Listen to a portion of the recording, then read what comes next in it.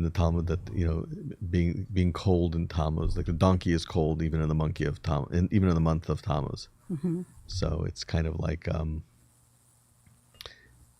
even when the weather is hot, there are those parts of creation that are still cold. Mm-hmm. Don't be a donkey. In other words, when you're in a spiritual state, when you're in a place that has great spiritual warmth, there's always the risk of remaining cold, like people that remain cold in the summer months. Okay. And I think that's one of the challenges of a modern society, is that while there's so much available and so much warmth and so much opportunity, at the same time, it's easy to remain cold and indifferent to it. Okay. Easier to be excited about Mashiach when things are terrible. Oh yeah, than when things are sure. when things are going well. All right, so should we start the show? I think we're. Amen. Oh my gosh, there we go. L'chaim. L'chaim. Here we go. Mm-hmm. All right. We're running low. I got to get more.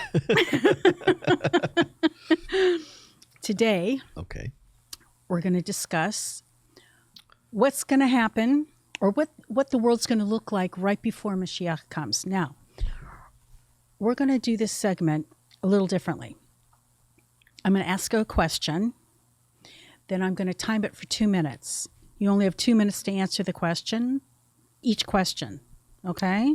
Okay. And there's 10 questions. And then at the end, you can give your commentary and what your thoughts are. All right? Let's try. Okay, so let's do this. All right. Again, there's 10 traditional signs or events that are said to occur just before the coming of Mashiach, okay? According to Jewish teachings found in the Talmud, Midrash, and later commentaries. This is a Jewish version. We don't know about the other Christianity or anything, okay? Right. All right. The first one, ready? 2 minutes you have. Increased suffering and turmoil. Go. What's the question? This is going to happen right before Mashiach. It says increased suffering and turmoil, a period of intense hardship, conflict, and confusion, often likened to birth pains before redemption. So is the question, why does it exist? Will it exist? Or what's it going to look like? That's a good question. We don't know until we experience it. But certainly what we're experiencing today, the world is in great turmoil, not unlike other times in Jewish history. And there have been other times in Jewish history where great rabbis have said that this is an opportune time for Mashiach to come. Unfortunately, for various reasons, Mashiach didn't come at those times. Why?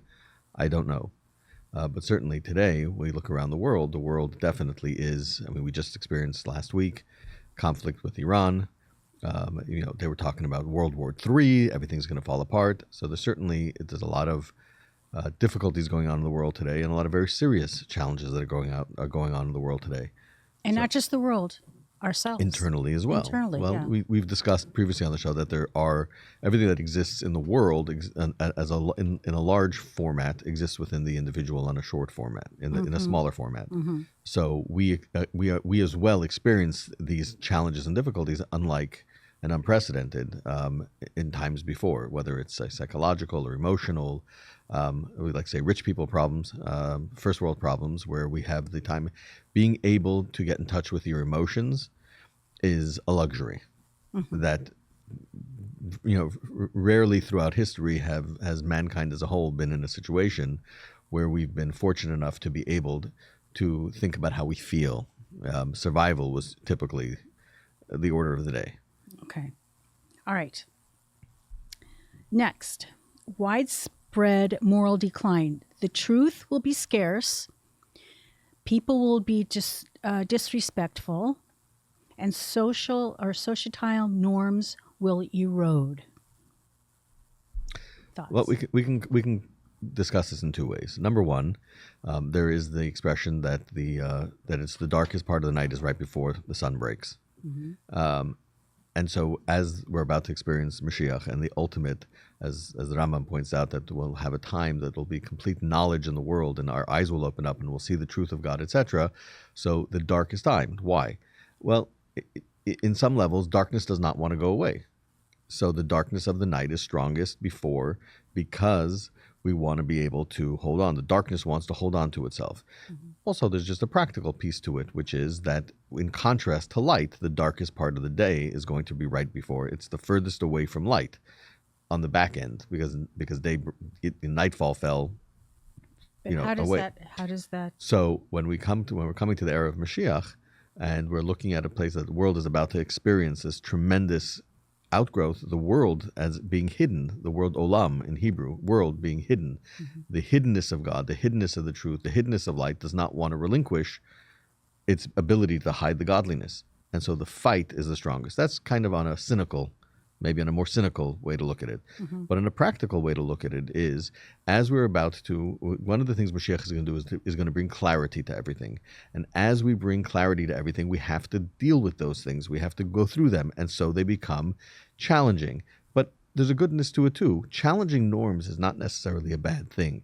In the 1960s, when the hippie movement was and the peacenik movement was really growing rapidly, the Lubavitcher Rebbe spoke at length about not looking at these are kids that are ungrateful or whatever it is that they do not want to accept the normalities or the normal way that's going on. They're challenging, and if we can harness the challenge, then we can do tremendous things. So challenging the status quo is not necessarily a bad thing. Who says the status quo is the ultimate truth?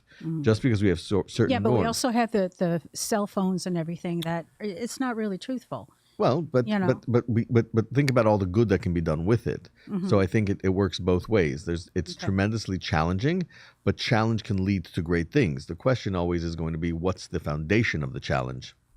Okay. All right. Number 3. Wars and global instability, nations will rise against each other, and fear will grip the world. In other words, Gog, G-O-G, and Magog, M-A-G-O-G. So the prophets talk about the end of times, that there's going to be this great war. What exactly is this war? Is this a physical war? Typically, when we talk about war, we talk about firepower. We talk about the annihilation of one nation over the other nation. Mm-hmm. But war can find itself in many different. It can be intellectual. It can be ideas. It can be posturing. The ultimate truth of the world is that we are a nation. We all grew out of Adam and Eve, and then from Noah and his 3 sons. And then each son kind of turned into their own tribe. So hold on. So talk about Gog and Magog. What is that? Gog and Magog are 2 countries that exist in the Far East, in the Middle East. Exactly who they are, I don't know that they're identified. But what I was saying before is that we started as a nation that was as a world, that every country was basically a descendant of a particular child, grandchild, great-grandchild of Noah. And then through time, everything's been mixed up. The world has been mixed up. And the nations that exist today, we know they're not real nations in the sense of like, where do people actually come from? Well, it depends which country invaded which country and how the nations got mixed up. So part of what's going on is that when the war of Gog and Magog is where everybody's posturing that I'm right and I'm right and I'm right and I'm the true heir and we're the only one that's true. And when Mashiach comes, we're going to have the clarity of the ultimate truth. And so all of these events point to the world being prepared for the ultimate ultimate truth. But isn't it the West against East? There is with Gog and Magog. So again, throughout history, there's various times that it's been, this is the war of Gog and Magog. This is the war of Gog and Magog. We don't really know if there's what is the ultimate war of Gog and Magog. Yes, in the midrashic commentaries, it talks about a nation from the east coming and starting up, and then a nation from the west. Is it the United States coming to the defense? Very possibly, it could be. Can it find itself on multiple fronts? Absolutely. The point is that we need to be focused, I think, less on some of the super ideas of what's going to happen. There's going to be a big war. There's going to be a big battle.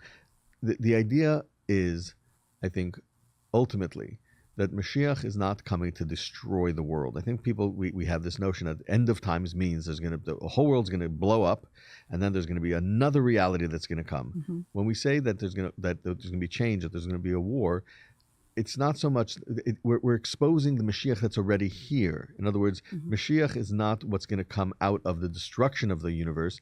Mashiach is what we're going to expose that already exists in the universe. Okay. All right. Number 4, rise of arrogance and disrespect. The youth will rebel against elders. Scholars will be mocked.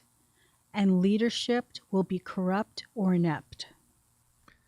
So we talked about before, we touched upon that the children are going to, we talked about in the 60s when there was a lot of challenges.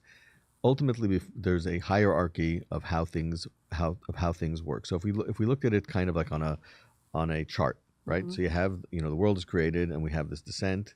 And with the descent, we have a hierarchy of how the world works. And then there's going to be ascent to the coming of Mashiach. And with the coming of Mashiach, there's going to be a whole new way to look at everything. So what's happening before Mashiach comes is, as a preparation for Mashiach, like anything, you need to prepare for things in life. If you can imagine, if God forbid, somebody needed to have a surgery, and they were wheeled into a room, and the surgeon just called scalpel and just started cutting. No, first you can't eat for a certain amount of days, and there has to be a prep, and there has to be blood work, there has to be all kinds of things that have to take place before the actual surgery can take place. It's the same things with the coming of Mashiach. Before the coming of Mashiach, the world is going to fundamentally change. And we brought before, like the pangs of Mashiach. Can you imagine if a woman, God forbid, went into labor without having any contractions? That would be great. It would be, but it would be impossible, because suddenly, how would it go from zero to? In other words, there's a process, and it's called birth pangs. It's painful, it's difficult, but there's a changing. The environment is changing to allow for the birth. And the same is with the coming of Mashiach. The environment of the world has to change, because Mashiach is coming from within the world, not from without the world. And what I mean by that is that the world is a world that was created for the coming of Mashiach. It's not the next best option, because we've screwed it up so badly that now God has to destroy the world and bring Mashiach. Our job is to bring out and to elevate the world to a Mashiach world, which means that the world always had Mashiach within the world. But through our actions and interactions with the world, we're elevating the world to the coming Mashiach. Mashiach is going to be born from the world itself, and therefore all of these things are happening in order to soften and create an environment by which that can happen. Okay. Number 5, natural disasters. This is an interesting one. And signs in nature. Earthquakes, famine, and unusual weather patterns are referenced as signs for the coming of Mashiach. Everything that exists within the world parallels. If the youth are saying, "Hey, this is not okay," and if the scholars are being mocked, so why is that not going to happen in nature as well? Everybody's in on it. The weather is in on it. The world is saying simply, "This cannot go on. We need to actualize the ultimate purpose of the world. We're not okay with the status quo." Right. Challenging the scholars does not necessarily mean, and mocking them doesn't have to mean, that we get up and we scream that you're worthless. Or the children, it also says that before Mashiach comes, the children will return the hearts of the parents. Yes. And so that's, in a positive sense, it's the same way. We're telling the scholars, we want something different. Not that what you're saying isn't true. We need it to be reframed. We need to look at it. The Rebbe famously said, Lubavitch Rebbe famously said, that we need to live in the world. Mashiach is here, open your eyes. We need to live in a Mashiach way. How can you live in a Mashiach way? Mashiach clearly isn't here. You don't believe me? Go outside and you'll see. There's problems, there's illness, there's famine. So Mashiach's not here, because we know those things won't exist when Mashiach comes. So what does it mean that we should live in a Mashiach world? That the world is, the Mashiach already, the world was created for Mashiach to come. So Mashiach is already within the world. We have to expose it. So we have an option. We can look at the world in the hiddenness of what it is, or we can already live in the world as if Mashiach comes, with a clarity to the best of our ability. Obviously, we can't stop illness and we can't stop famine. We can't stop these things from our homes. But to a certain degree, we have the ability to live in an enlightened world. And the world is saying, the children are saying, we want to be in an enlightened world. That we don't want people, the professors and that the academics are going to tell us, no, this is how it is and this is stuck. We want to move forward. We want to we want to bring out the Mashiach in the world. And the weather is saying the same thing. The inanimate is saying the same thing. The whole world is saying, it's time. We're ready. We need to bring Mashiach. Okay. In gathering begins before full redemption. a partial return of Jews to Israel will precede the final gathering led by Mashiach. I mean, what's there to say? Jews are going there now. Jews are going there now. Actually, this morning I read 100 Jews landed this morning. So notwithstanding all of the challenges that have been going on for the last day, there's been 100 Jews waiting to make Aliyah, and finally this morning yesterday they were able to get their flights and move. I've heard that around the world Jews are flocking and wanting to live in Israel. Live in Israel. So Israel will definitely even though it's in war. It's Yeah. I think maybe beyond just moving there, Israel has become a very important. Israel's always been the center of Judaism. I mean, we pray 3 times a day to return to Israel for the coming of the Mashiach, etc. But Israel, practically, because of the situation we're in today, practically it has become the center of Jewish life in many ways, and not just Jewish life, for the world. All the religions are there. Well, somehow we've become. Israel also becomes the center of all the problems. We get blamed for everything. Yeah, I know. But I think that also is a sign of the coming of Mashiach. In other words, the focus of the world today is Israel, is the Jewish people, and it doesn't stop. The constant focus of the world is Israel, which means the world itself is admitting that the center of the universe is Israel. Now, they're doing it in a negative way, which, that's not so good. But the reality is that at the end of the day, Israel always takes center stage in the news cycle. Yeah. And it doesn't make any sense. It's a small little country with a relatively small disputes compared to what's going on. I mean, if you see the size of Ukraine, yeah. I mean, have you seen the size of Russia? I mean, that, and it's Israel. It took a backseat now. And Israel's the one that's the center of news? Yeah. So that's the world, again, saying we understand that Israel and the Jewish people are the center of the world. Okay. Number 7, increased Torah learning and spiritual awakening. Amid the chaos, some will return to Torah and mitzvot with sincerity. Well, I mean, look at just the proof is in the pudding. Right. Look around the world. There has never been more access to Torah study. There's never been more access to the observance and the ability to observe mitzvahs. And Jews are doing mitzvahs around the world constantly. So when you see something going on, Israel attacks Iran. What's the first reaction? Increase in Torah mitzvah, do Torah mitzvah, and who? The religious community? No. Everywhere. There's never been more accessible Torah study, translated into every single language that's possible. Go on the internet and you want to find whatever you want to study. There's 30 different versions of rabbis or rebbitzins that are teaching, lay people that are teaching.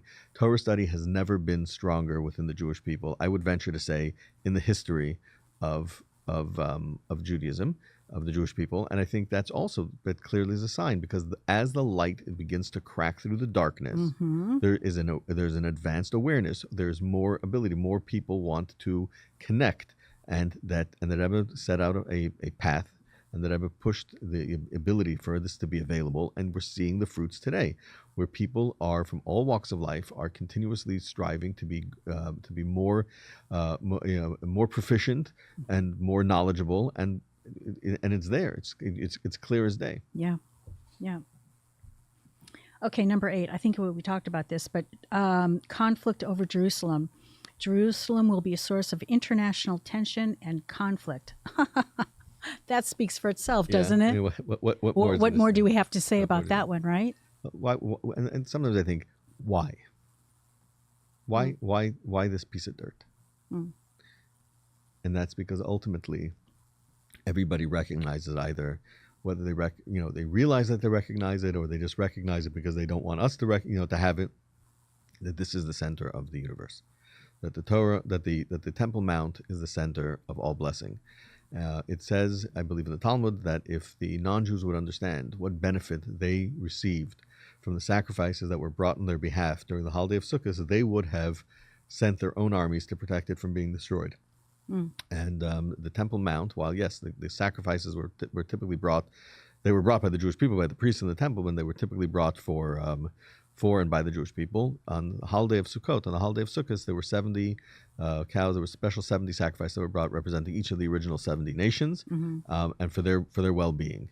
And so, in a way, every nation has a certain connection, because every nation is an outgrowth of the 70 original nations, and therefore each one feels a certain connection to it, even though it's kind of in a mistaken way, but still it is the center of all religiosity. All right, number 9, emergence of false messiahs. Several individuals may falsely claim to be Messiah or Mashiach, leading to confusion and disillusionment. Look, that's been going on through the it's been going on centuries. Through centuries. So and I think part of that also is, the world not wanting to relinquish the nature of things are self-preservation. Mm-hmm. And so the nature of concealment is self-preservation. Night is not happy by daybreak, because then it ceases to exist. Okay. And so when we face a world that has Mashiach built into it, intuitively, and now we're coming upon a place, or as we've grown for the last 3,300 years since the Torah was given to bring Mashiach, it fights.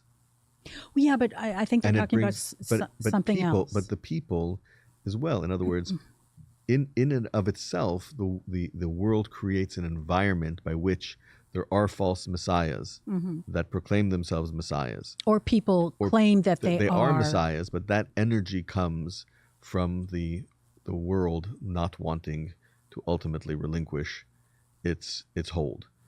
There's nothing darker than a false messiah.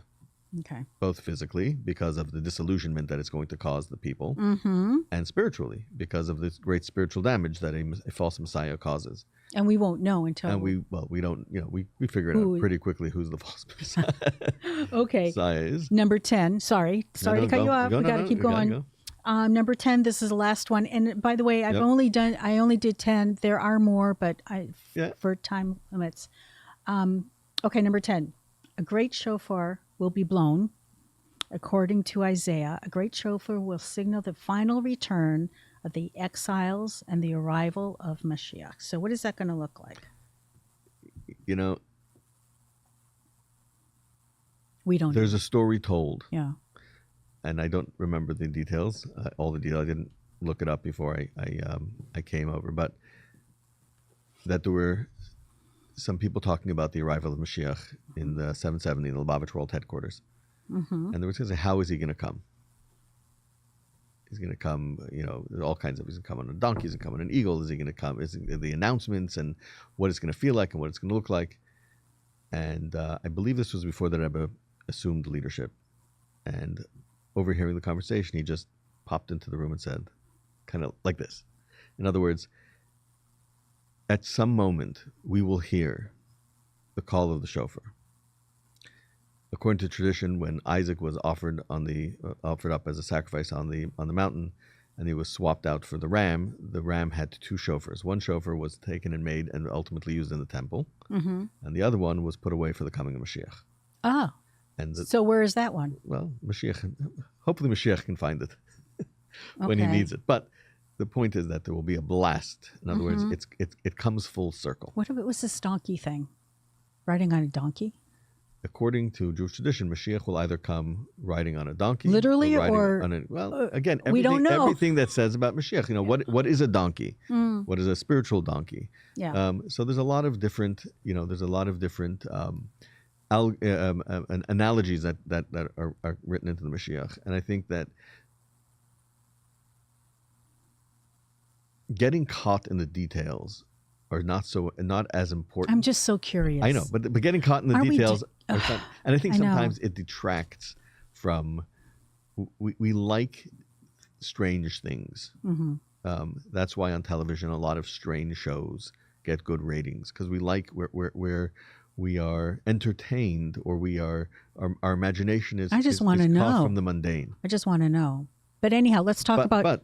But of course we want to know, and it's important to study the details and get through it. Yeah. But I think the main thing that we have to understand and take out of this is that the world was created for Mashiach to come, and therefore Mashiach is part and parcel with the creation and the existence of the world. It's not a new entity. Therefore, there's Mashiach in everything. You can have a Mashiach moment before Mashiach comes, a personal Mashiach moment, a personal moment of redemption. We can redeem ourselves from anything at any time. Working on ourselves, working through things is also a part of Mashiach. Our perspective on life is a part of Mashiach as we work towards the ultimate coming of Mashiach. I understand. But what I'm saying is, and we only have a few more minutes, what I'm saying is, it's so close. I mean, people are really, like never before, people have been talking about this. Yes. Like never before. I'm just curious, when, who, what, you know? We are all waiting with bated breath. Totally. Because totally. the world, as the light begins to crack the darkness, the world is beginning to see Mashiach within the world. Okay. Like the Rebbe said, Mashiach is here, open your eyes. What does that mean? Is Mashiach here? No, there's still all the problems. But because Mashiach exists within every aspect of the world, the more we open our eyes and live in a Mashiach world, the more we are seeing and feeling, and that's what's happening in the world today. Okay. The world is sensing that Mashiach is here. Mm-hmm. He's just on the other side of the door. It's about to happen. Okay. And that's what we're experiencing Have to bring today. them in. So our next show is going to talk about what the world's going to look like after Mashiach comes, and that's going to be very interesting. That's exciting for me. Okay. All right. Let's go. L'chaim. L'chaim. The coming of Mashiach. L'chaim. L'chaim. Wow, I can't finish mine. Good for you.